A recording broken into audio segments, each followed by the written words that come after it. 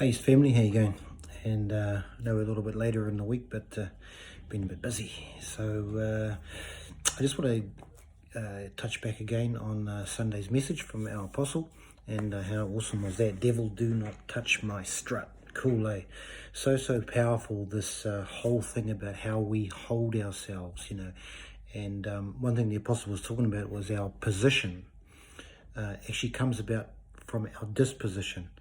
Your disposition comes about from the things that you go through, the trials, the tribulations, life in general. It creates this disposition and it creates this character.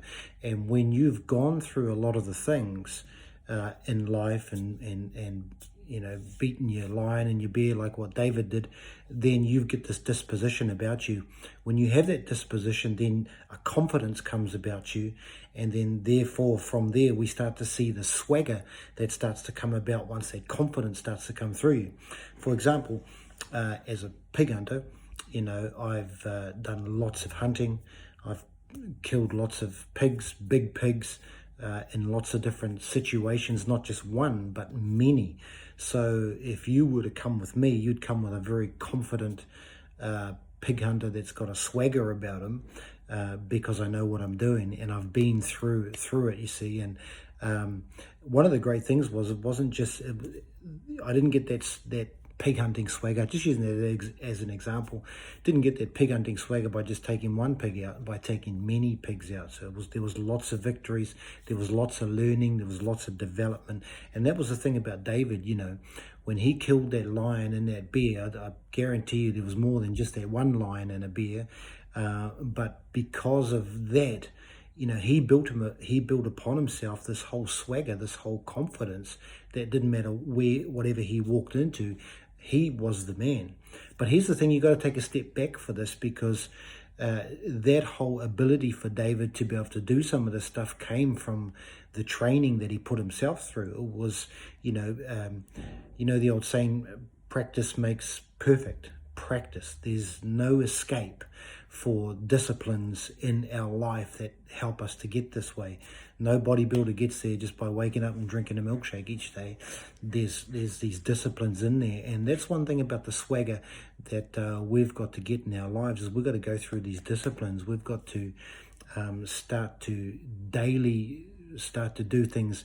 David, he was practicing with that slingshot when he hit Goliath with that slingshot. Hey, that wasn't just a fluke. I guarantee you that boy could knock a 10-cent piece off something that was 50, 100 meters away. He had practice. He'd spent that time. So when it came to the real deal, he was ready for that thing. When he came to the lion and the bear, I guarantee you he was ready somewhere for that. He had already some depth to him, already some fight to him. And that's what he would have been doing out in the wilderness, looking after the sheep. He was training. And here's the thing for us: this is the season we're in now. Okay, in this first year, we're in this whole development, refurbishment, this whole regeneration, this whole renewing. And so this is the time where we've got to get some good disciplines in, so that we can start to, bring this swagger upon ourselves. And this swagger is, and I'll tell you what, you don't even have to have beaten everything to have that swagger about yourself. Even just act like it. Just act like it now, and just know that it's coming. Even now when I'm working out in the gym, I just pretend I'm just got muscles and ripped and stuff like that, and walk in there with my swagger. I can't do half the things that those fellas do in there. That's going to come, but my attitude is I'm already there, and there's nothing wrong with that. And Apostle spoke about that on Sunday, about that pride. There's a pride in your heart, a bad pride, but there's also a good pride about you, being proud of you. And we need to be proud of us and who we are. Those things of we've been called, we've been chosen, we've been set aside. Man, that's massive on its own. The fact that we got Christ living in us, we've got to be proud of who and what we are. And even though the flesh may be catching up to where we are, you've got to realize that in the spirit we're already there. When we receive Jesus Christ and the resurrected Jesus Christ in us, it's the full package. It's not a half package, it's a full package. The only blockage is the flesh in us, in our flesh nature, that's stopping us from believing we're the full package. And okay, we've still got training to do. We're still developing our natural man, our flesh man. But in the spirit, it is the full deal. So act like the full deal, be the full deal, and let the flesh catch up as we're developing. Let the flesh catch up as we're fasting and as we're praying, and all those types of things. Let it catch up, but be the real deal, okay? But practice makes perfect, all right? That's how David had that swagger. That's why he could walk on the battlefield in that spirit of Eliab, which is going to hit you in lots of places. You know, when he said, I see the insolence in your heart, I see your pride, who do you think you are? He knew who he was. He was a champion. He'd won that battle before he even stepped on it with Goliath, and he was ready, you know, so that swagger. So walk like you are it, and let the flesh, let your flesh nature catch up to it, and let yourself catch up to it. Be it those couple of key things from Leviticus 26 verse 10, when the apostle talked about the clearing out of the old and the bands of the yoke that we have upon us, and about being upright. You know, beautiful, upright. You notice that when you're not the best, you start to slouch, things go away, you start to drop, your shoulders drop. You know, there's this whole slouch, crunched over effect. You know, this whole thing about being upright, absolutely awesome, you know. And those three things, those three bands of bondage that our apostle talked about, what is it that's tying you up? Anger, frustration, addiction, swearing, unforgiveness, stubbornness, all those types of things, you know. Man Up One can deal with all that stuff, but we've got to identify it too. You need to go through yourself and do a cupboard check. What's in my pantry? Oh, I got this can of rebellion. You know, that thing needs to be dealt with. Go through that stuff. So what is it that ties you up? Okay, what are the things that entangle you? You know, the best way to understand that entanglement, if I tie you up, then you're tied and you're bound, okay? But sometimes we've got these entanglements on us that keeps us occupied on other things, other family issues, other family connections, other relationships that we have. I'm tied up because of this, and this, and this.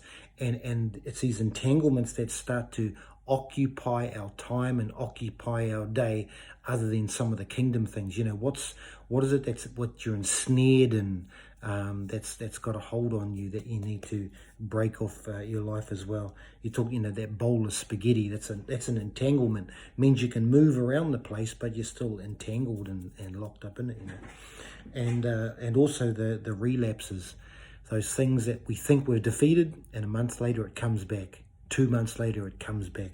Those relapsing, going back. And here's the thing, is that, you know, we're going back because we're going back to our default settings, because we're not setting a new and a new tomorrow. So these whole disciplines on this pre-season training we're doing is about setting new habits, good habits, so that we're always moving forward, so that we're not going back. Because usually when we go back because we hit a wall and we've got nothing to hang on to and go forward, so we start to go back and hang on to the old stuff. But if we're always pushing forward in church, pushing forward in our ministries, pushing forward in Man Up Legacy, you got to be a part of something in the movement. Don't just be a Sunday believer. You got to be in the house doing something, because it's those things that actually begin to drive you forward, stop you from going back. Because if you got something exciting to look forward to, hey, remember when you were a kid and it was rugby day, or it was the AMP show, or a circus or something? We had that thing to look forward to, so there was always that expectation and that that whole anxiety and you know, that buzz about what's coming up. And if you're involved in the life of the church, then because there's always something coming up, we're always doing something, you know, so it's really important to get that in there. Boldness, Acts chapter 4, 27 to 29, that word boldness, parhesia, and Apostle talked about it was that boldness upon David that produced that swag. Boldness came from that disposition, from practice makes perfect, from working things through and doing things and developing those things in your life, and getting those good those new habits working into your life.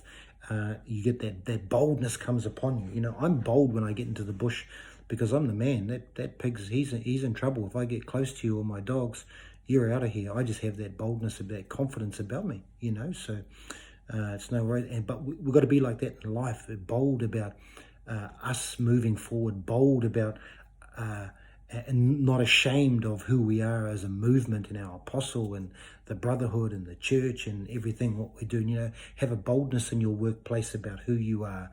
You're the Christ. Remember, they actually need us.